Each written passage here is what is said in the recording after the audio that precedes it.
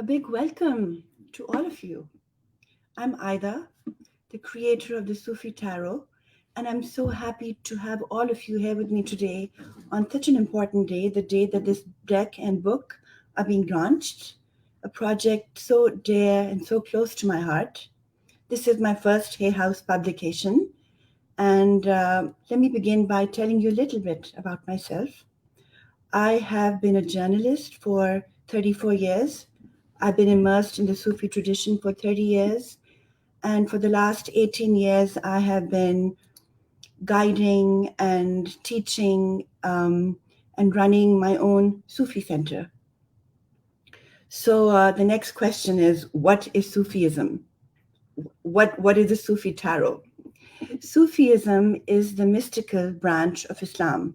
Every religion has a mystical school. In Islam, we call it Sufism. The school that I belong to, and there are many, many schools within Sufism, the school that I belong to, the Naitya, is a universal one.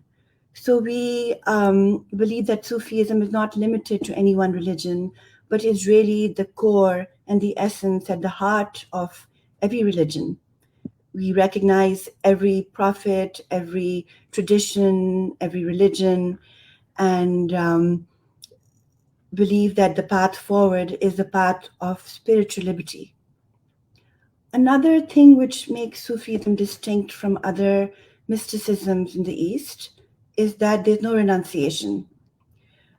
Uh, we believe in being in the world, but not of the world, balancing the inner and the outer. And the symbol, which is very important to us, is the symbol of the cross. So you have the vertical axis, which connects you with the divine, and then you've got the horizontal axis, which connects you with the world.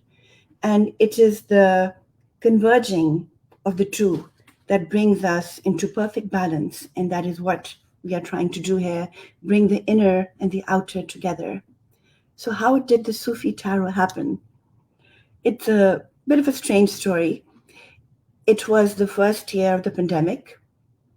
I live in Ontario, and we had one of the longest lockdowns in the West, from all Western countries. So I'd had an accident. I had crushed my arm, and after multiple surgeries, I couldn't move.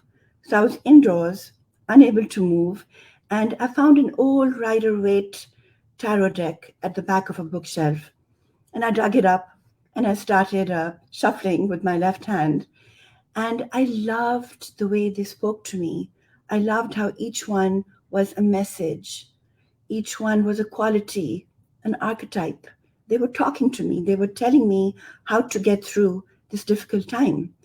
It was not some crude divination tool, but rather a wonderful means of mirroring and reflecting your own self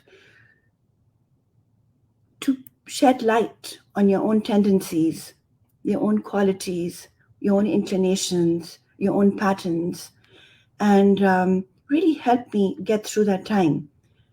The philosophy was so sophisticated, and I was frustrated that people in my culture often have so many misunderstandings about what tarot really is. The history for me was even more fascinating because I only knew tarot in the Western context. Turns out that it came from China, up from China into Central Asia, through Iran, through the Arab world and the countries known as the Middle East today, and from Egypt, where the four suits were developed, the four suits of cups, coins, swords, and polo sticks.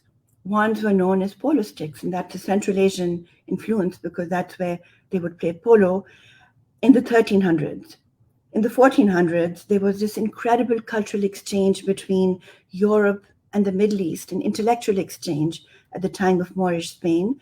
So the Italians picked up the, the four suits of tarot developed by the Egyptians, took them to Egypt, and developed them further and added the major arcana, the first 22 cards. So I was so fascinated and I was longing for a deck that would honor the origins as well as the developments which had come about. And I started dreaming, what if this was done in the healing tradition of Sufism? In Sufism, we have these wonderful practices and techniques like muraqba, which is contemplation. We have muhasaba, which is a clearing that comes from inquiry and conscious examining of oneself. We have healing and balancing with the elements of earth, water, fire, air, and ether. And then we have all this breath work. So many techniques, so many practices which picked up where tarot left off. And I wanted to just bridge the two. These two extremes which people would think are opposites. And what better way to bring together opposites than Sufism? A very famous Sufi sheikh, Sheikh Al-Kharaz, said, "Look for God where opposites meet." So that's what I started doing. I started meditating on each card, and I used whatever came through me to create briefs and work with two wonderful young artists in Lahore, Pakistan, where I grew up, and work with them on Zoom to explain to them what I had seen in my visions and make sure that whatever they replicated was as close as possible. It was frustrating. And there were many, many do-overs. One of the cards, when we were eventually cleaning it up, we realized it had 250 layers. It's digital art. And we changed his face 3 times. So we went over and over again. The challenge was sometimes it would turn out too Disney-ish, sometimes too dark. What I was looking for was a form of magical realism, which is very much like the mystical path, a combination of the real and the surreal. And we realized later, when we were done with all 78 images, that we think we've created a new genre of art.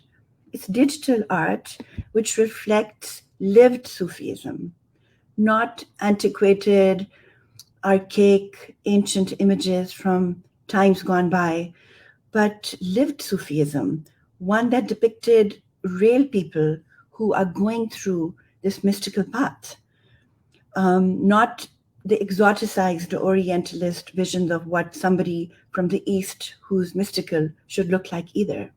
So yeah, this project was very much about bringing together opposites. Kipling once said, "East is east and west is west, and never the twain shall meet." So the Sufi Tarot aims to bridge the twain and create a space for them to meet.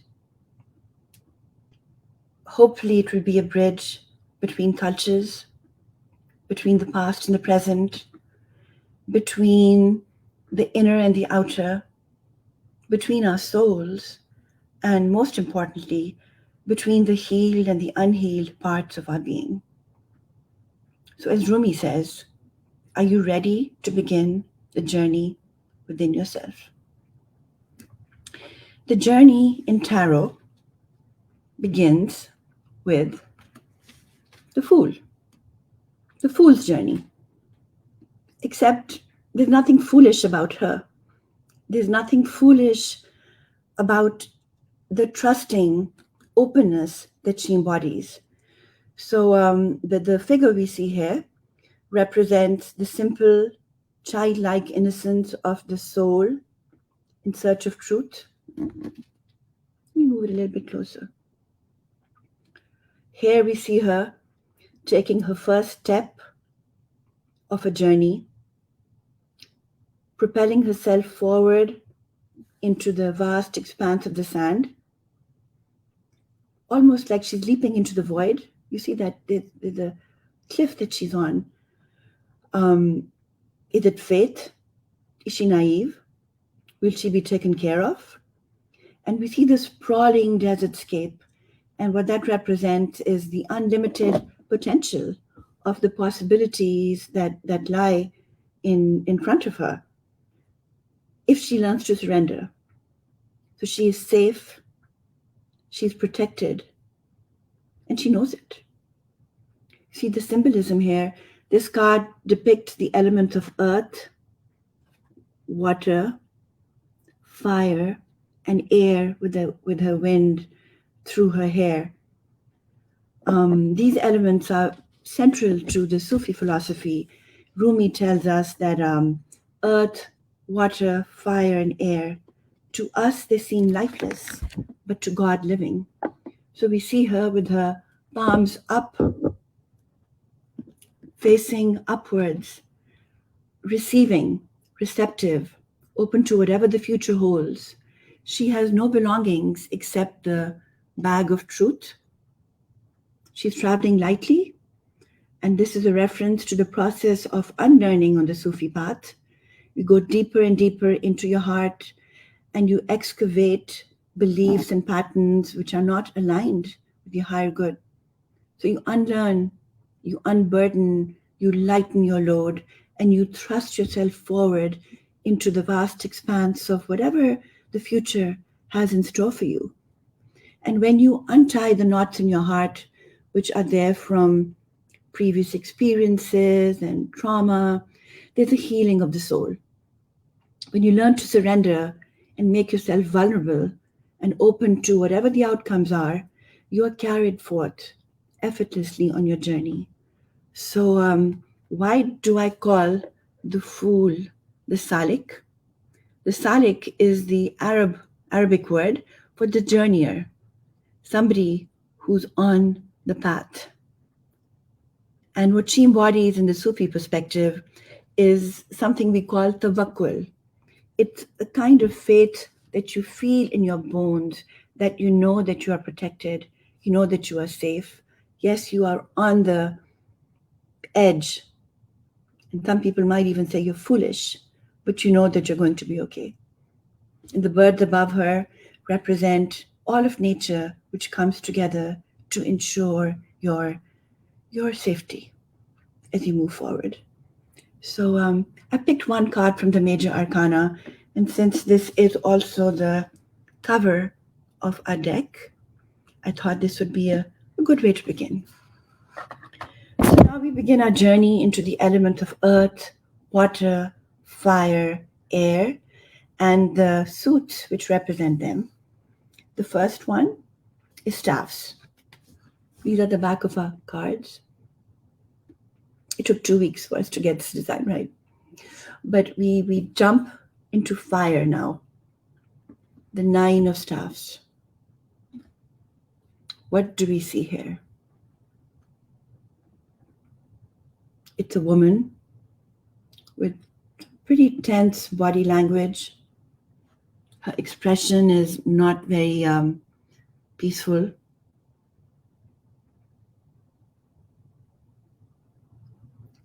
And what she's doing is she's burning 9 incense. What we see is not a gentle ritual to purify space, but she's doing it out of fear. She's convinced that the more incense sticks that she burns, the more protected she will be. You see the colors, the browns, the grays, the black, they all represent her emotional state. PTSD, trauma. Even though the trauma is physically over, what do you do when this trauma is over? Can you move ahead, or do you remain stuck in that energy of constriction? Do you remain stuck in fear? So Sufism is a means of moving beyond the energy of constriction and towards the energy of expansion. It teaches us to overcome our fear-driven impulses and being present to our breath, to the divine presence, and to everything around us. So one definition of what a Sufi is one who breathes well. Another explanation is Ibne or Binte Waqt, the son or the daughter of the moment, somebody who can be present and breathe and remain grounded in the moment that they are. So what happens when you cease to be either? Your breath is shallow and you are scattered in the past or the present, and you are anywhere except where you are. The Sufis give us the practices of breathing, breath work, which we can go into maybe at a different Facebook Live, which help you ground, heal, balance, and overcome this fear-driven impulse that we get caught up in.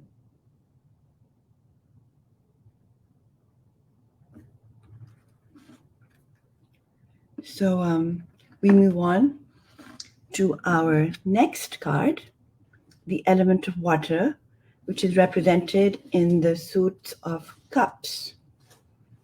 So we see the Six of Cups. Sorry, I think I'm moving it too much. We see the Six of Cups. And let's just begin with the symbolism and imagery on this one. We see a tired-looking woman in dark blue and a young girl in a light blue dress, in a baby blue outfit, carefree and whirling inside a white rose. And the white rose represents purity and innocence. And through these energetic waves, you see a connection between the present and the past. What does the older woman need to do to connect with that carefree part of her nature? What has she lost along the way of growing up and becoming an adult? This card reminds us that when we are repeatedly confronted by themes from our childhood, it is time to pay gentle attention to them. That's the way we heal them and we move through them. We don't go through difficulty in our childhood to remain stuck there. We go there to give it the care that it needs and then to move through it. Only then can you move forward. And Sufis also believe that all the metaphysical work we do, all the breathing, the chanting, the meditation, the prayer, the contemplation is really there to recover a childlike nature, our authentic selves, to be young and carefree again, and to feel like the young girl just whirling in the middle of the rose with no cares, no inhibitions, just authentic, just pure joy. And this process of going into our past is the opposite of spiritual bypassing. We're not going to pretend to be so spiritual that we sweep everything under the rug. That doesn't heal. That only numbs us. It's about confronting, healing, and resolving the unhealed parts of our beings. Like I said, the past is a very important place to go, but not to get stuck in. We go there to recover and restore our innocence. And only then can we come back and return to our lives, fully present to the beauty that lies within us. So what do you need to do to connect to your childlike nature? The contemplation.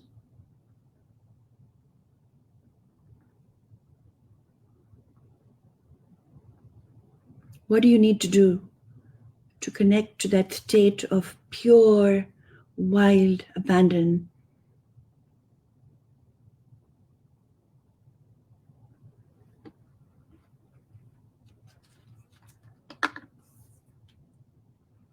We move from water to air, the suit of swords, and we come to the Six of Swords. Always a very, very interesting card, and I really loved depicting it this way.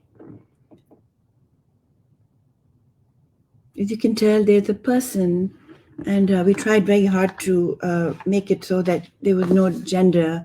It could be a him or a her. It's just a person with a bun on a boat moving forward from the dark, murky waters into the light blue water, then towards the light and what looks like dawn, the beginning of a new day.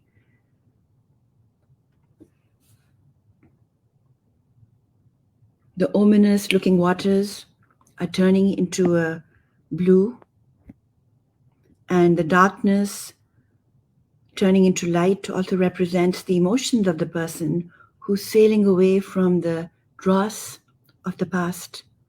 And you can tell there are no oars, there's no motor, there's nothing propelling this person forward but these angel wings that we see, which seem not to be only just guiding the boat, but propelling it forward.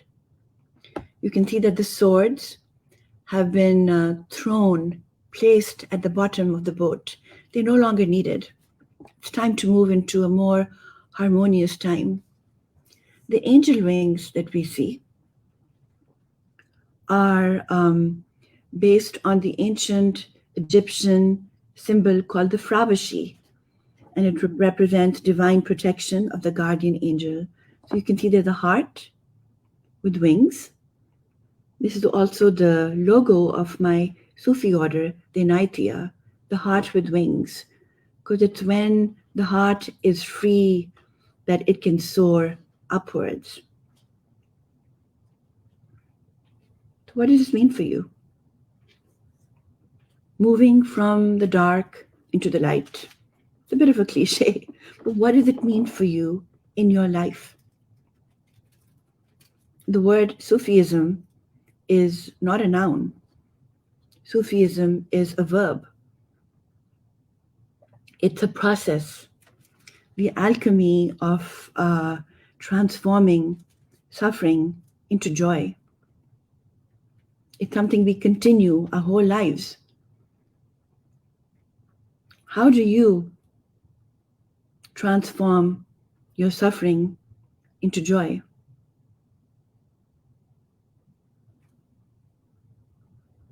Or what do you need to leave behind?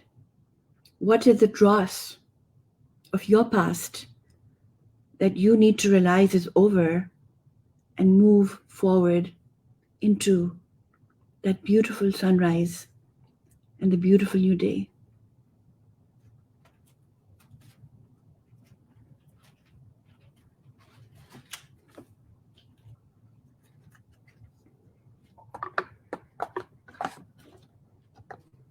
My cat is very interested.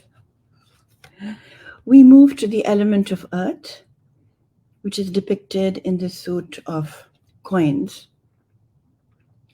And my friends make fun of me because I say every card is my favorite, but this is actually my favorite card. This is the Eight of Coins. And this is a card that speaks about mastery, about perfecting your craft, about focusing on whatever it is that you need to do until it begins a whole journey into yourself and it becomes the only thing that exists. So this image is actually based on a story of how the whirling dervishes in Turkey formed the dance that they perform today. And the story is Rumi was walking through a very crowded marketplace in Konya, where he's buried and where he lived. And in the marketplace, he heard a coppersmith hammering away with his hammer. And he was so touched by the rhythm and the repetition and the sound of it that he just closed his eyes and he started whirling. And the way the whirling dervishes whirl is that they have one hand facing upwards and the other one facing down. So he put one hand up and one hand down, and with his eyes closed, he just started whirling. So this card actually speaks to you from the perspective of the coppersmith who was just hammering away that day, his boring, repetitive, mundane work, doing what he had to do. And somebody was so inspired that they created a divine dance form, which even after 800 years is more prevalent than ever. So you can see that the copper pots are embossed with the symbol of the coin, the antique ancient coins that we developed for the Sufi Tarot. So there are 8 of those. And the coppersmith just seems oblivious to the world. If you've ever seen in the movies or elsewhere these marketplaces, they are crowded, they are loud, you don't have a minute to yourself. But when he gets lost in his craft, nothing else exists. And it really is a door between the inner and the outer. The whirling dervish, is he really there? Is it an illusion? But what the coppersmith with his concentration has been able to do is inspire seen and unseen beings. In Japan, very interesting if anyone has ever witnessed the tea ceremony, it's a spiritual practice. When you pour the tea from the teapot into the cup, nothing else exists. You do so with your full concentration that this is the only movement in the universe. And through that, they are taught stillness. So in Sufism, we have a similar concept called ilme hazuri, the knowledge of presence. And it's about being grounded in the moment as opposed to being scattered once more in the past or the future, and as a result, being nowhere. Being fully present to the task in front of us, our craft. And when we do so, we achieve that sense of flow, that the hours go by, the time goes by, you don't know where it went. You are so lost in that, doing that which you love, that you are connected to a space outside of time, as well as physical abundance. You learn to create from a place of connectedness with your life purpose. So when was the last time that you were able to lose yourself in your craft, in your hobby, something you need to do for your work or for your own fulfillment, that you lost yourself?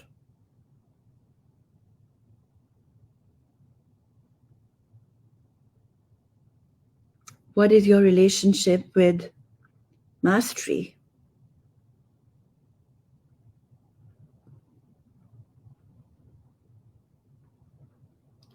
What is your relationship with concentration?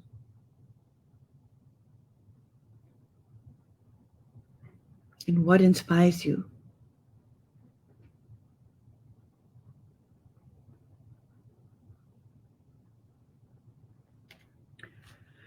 So these are the 5 cards I wanted to share with you.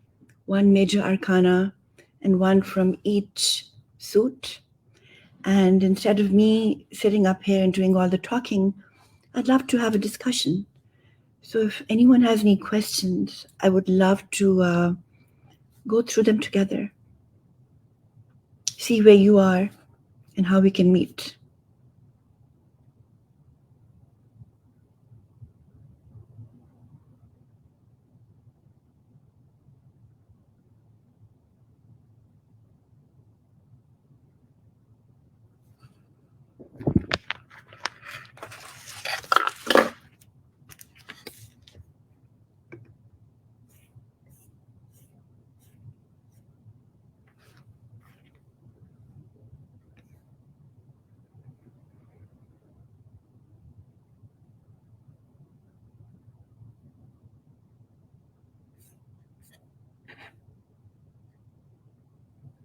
Thank you, everyone, for your wonderful, super supportive comments. But I would love to answer any questions you may have.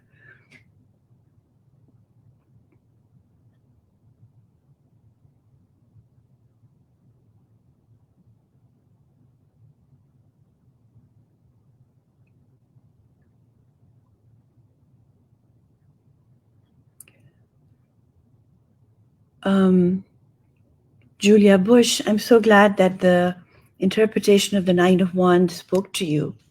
Many of us go through trauma, and when it's over, we're unable to move on. We remain knotted up.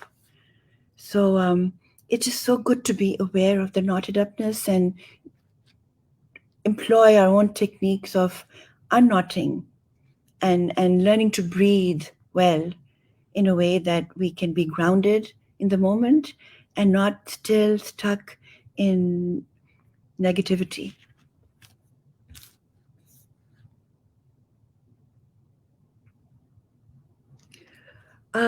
Julia Bush, again, thank you. Yes, they are based on Sufi philosophy. I have been studying classical Sufism for a very long time, for more than 30 years, and everything that I share with you is based in classical Sufi um, um, philosophy, and there is a lot of healing within our tradition. So the whole idea of contemplation is muraqba. You take a situation and you go trace it back to its origins. You trace a feeling and you trace it back to its origins to really understand where it's coming from. The breath work that we do, I know it's employed by many modern modalities today, but this is, centuries old breath work. We are releasing a Sufi breath meditation in 2 days on the Hay House Unlimited app, in which I lead you through healing yourself through the elements of earth, water, fire, and air. And this is a centuries old traditional way of healing ourselves with breath. Um, what is a Sufi? Really good question. A Sufi is somebody who follows the mystical path of tasawwuf. The word Sufism is isms are always problematic. Tasawwuf is really a process of becoming, a process of purifying yourselves, a process of returning to your authentic nature, a process of clearing all the veils between us and the divine. Rumi says it's about polishing the mirror of your heart until you can see the divine reflection in it. Now, again, all this sounds really good, but how do you polish the mirror of your heart? That's where the inner work comes in. Many people, many mystics in different traditions feel that if they pray enough, if they chant enough, if they meditate enough, they will be fine. It's a two-pronged approach.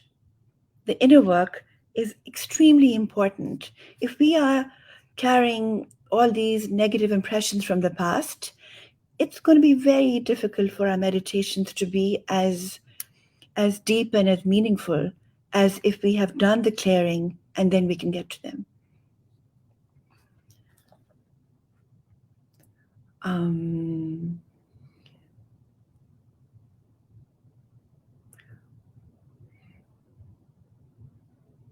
How does one use a Sufi Tarot in their everyday life?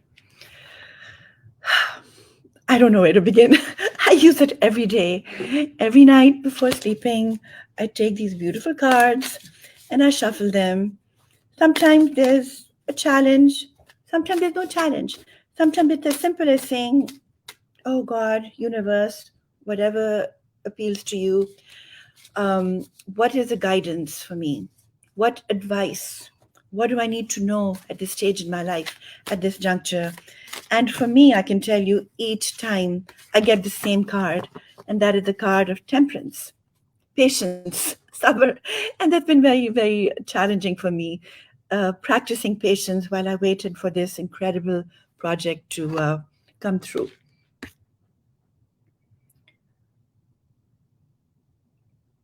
couple of people wanted cards drawn. Okay, let me begin with Kylie. Kylie Morning Malt. This is the card for Kylie. Okay, that one came flying out. And this one, the Ace of Coins. It's actually a very beautiful card. This is all about abundance, being in tuned and aligned with whatever the physical world and nature has to offer you. Abundance, again, going back to what Sufism is not only spiritual and it's not only physical, it's both. So in order to be able to reap the rewards of everything beautiful and physical growing around you, one has to connect with the inner, so the light that comes through is able to give you more physically. I hope that made sense. Michela, a card for you. What advice is there for Michela? This is the card of feeling, you see the Ten of Staffs. He's carrying something pretty heavy on his back as he goes up that hill. But this is not something which has been imposed on him from outside.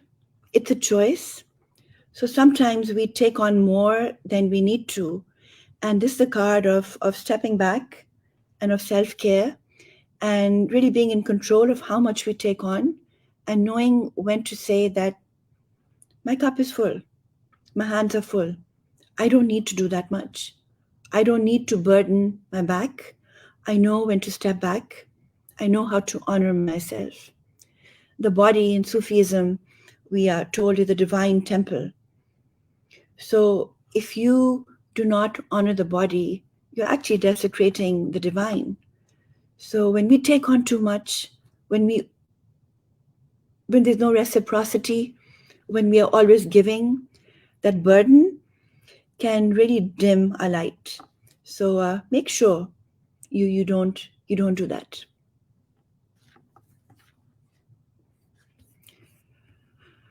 I'm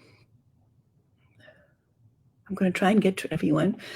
Donna Ryan, let's pick a card for you.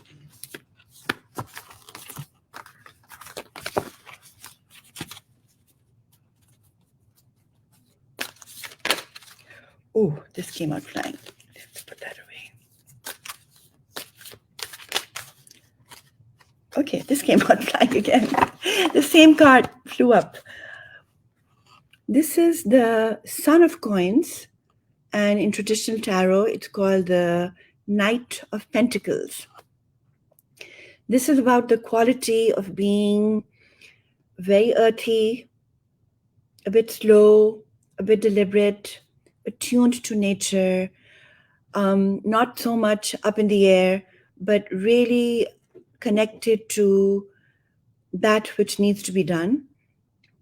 The downside of this card is that sometimes one can get too bogged down by details and lose one's connection with nature. So it speaks of a balance that you need to create between being practical, making long lists of things which need to be done, and then once again stepping back and saying, okay, I've done as much as I can. I'm not going to remain enslaved to the list I make each morning, and I'm going to connect with something more than the storm in my teacup.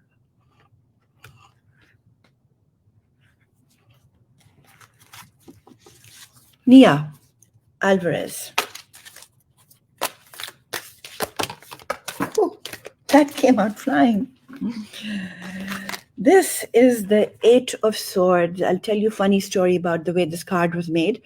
This is the only card that did not have to be redone when the artist made it.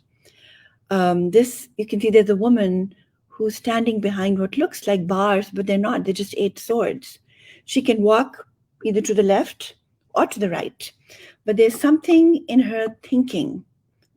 We don't know if her hands are tied either. She can remove the blindfold, but there's something in her thinking in which her mental state is imprisoning her.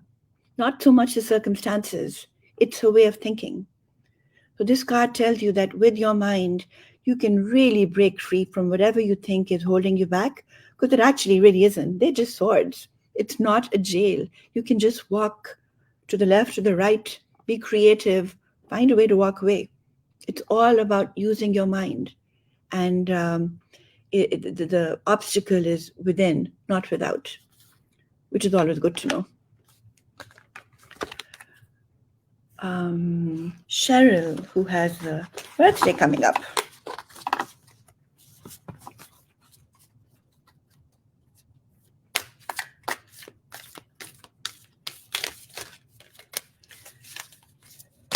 Cheryl, the birthday on the 28th. Ooh, this is incredible.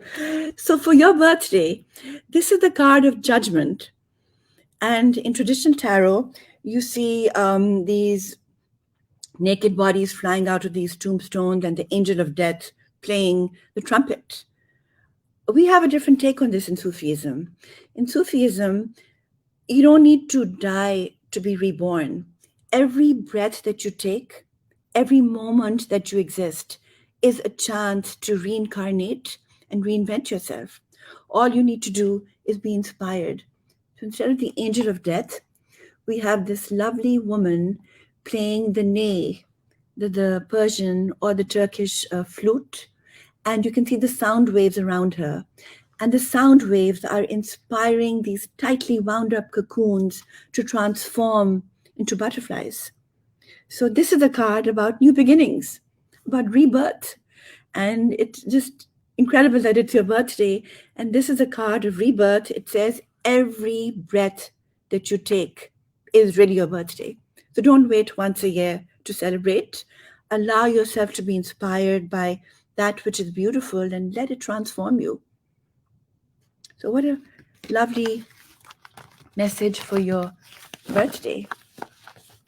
So we have a question from Sana Faruqi, who says that she gets the hanged man reversed very often.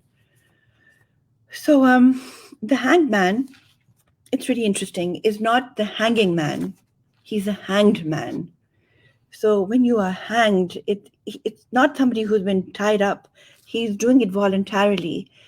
It means that he is choosing to suspend his preconceived beliefs. He's willing to look at the world from a different perspective. So when you get it in reverse, it means that there is some blockage which is not allowing you to see things differently.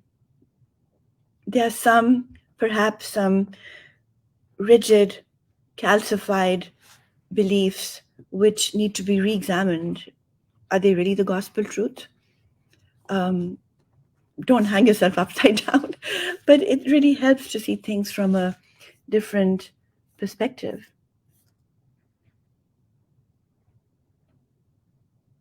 Okay, Neda.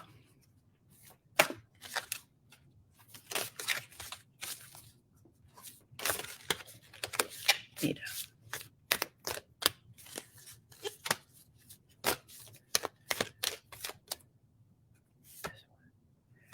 Okay, this is the 9 of Swords. You can tell that there is something which keeps him up at night. There's something which is keeping him from being totally at peace and totally at rest. What is it? What is it? What is it that you need to release? What is it that is coming in your way of love, of harmony, and of beauty? You see, the thoughts, sometimes they spiral above our heads like a tornado. You don't need that. And you're in total control of it. Swords are all about thought processes. So you can use your thoughts to give yourself a restful sleep, or you can allow them to run amok. But I think it's always a very positive card because it shows that you have the power to stop those non-stop thoughts. We don't have time, but I wish you could read the little excerpt in the guidebook. The guidebook is actually quite extensive. I think it's one of the only guidebooks which actually has a bibliography and endnotes. I quote Sufis and I quote philosophers, and it's quite extensive. So hopefully, when you do get it, you will find a lot of more in-depth answers. Okay, we have time for maybe 2 or 3. So Lisa Stagner-Hertz, and I'm sorry, I'm not doing them in order. I'm picking whatever I see. Lisa Stagner-Hertz, guidance.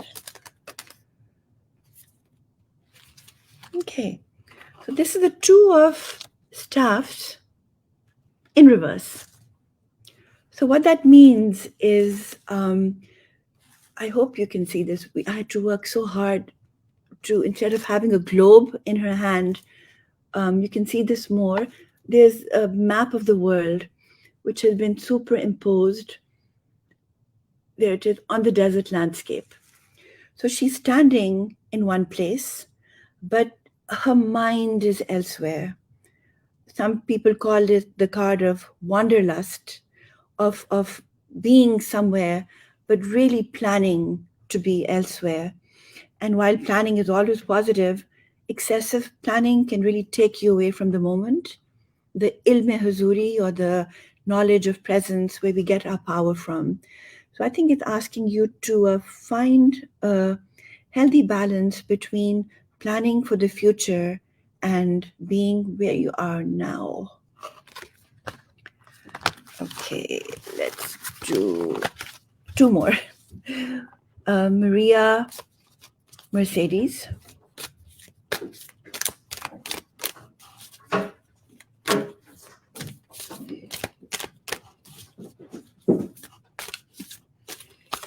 My cats are very excitable right now. Maria Mercedes. Oh, this is the card of reciprocity, the 6 of coins. How much do you give? How much do you take? You see the infinity, the movement lines of infinity in the coins. So giving and taking, yes, can be physical. It can be about the coins, but also about energy. How much of your energy are you giving and how much of it is reciprocated back? It's about being conscious and preserving your energy and not giving where one will perhaps receive none or nothing back from. In our Sufi order, we have these 40 rules, and one of them is be not my conscientious self, do not be more to others than is expected of you. That ties in with this. Give, of course, we all need to give, but with balance. With balance. And one more, Bev Garrison.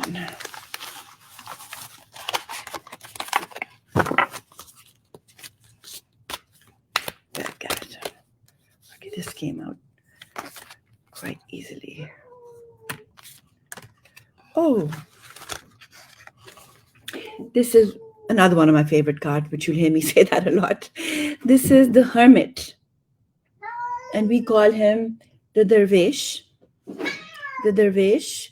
The word Darvish comes from the word Dar, which is a door. Hey, guys, stop it. Stop it, they're fighting. Darvish comes from the word Dar, which is a door. So it's a door between the inner and the outer. So a Darvish is somebody who stands on the threshold of the inner and the outer, not giving up, not renouncing completely at all, but just taking time to go within, to withdraw, to connect with one's own light. He has a little clay lamp in his hand. We have in South Asia called it diya. And that little lamp is connecting with the larger light. So, what is your relationship with solitude? Is it negative? Is it positive? Do you use solitude to replenish yourself, or are you sometimes intimidated by being alone? In Sufism, we are told that we are never alone. We are alone with the alone, with the capital A. So, gosh, I wish I could go on and on, but I think my time is coming to near end. I believe we have another Facebook Live on the 28th. I'm hoping many of you will come back for that. Maybe we can do more meditation then. And I would like to end with, let's do the healing prayer. I'd like to end with a healing prayer, which was written, it's from my Sufi order. Beloved Lord, Almighty God, through the rays of the sun, through the waves of the air, through the all-pervading life in space, purify and revivify me. And I pray, heal my body, heart, and soul. And now we lift our hands up as if we are holding a giant chalice, and we overturn it and feel all the blessings wash down upon us. Amen.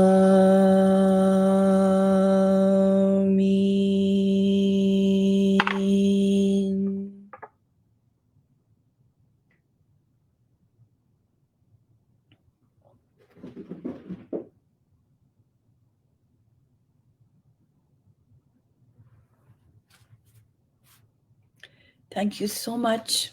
It was such a pleasure. I loved your feedback. I loved your questions. And hopefully we will continue. We will have many more opportunities. But in the meanwhile, I really do hope you will all go out and get this deck, which was a true labor of love for me. And when you open it, it asks a very important question. Dare you have the courage to be who you really are? So maybe all become who we really are and take off these masks that we wear for the world.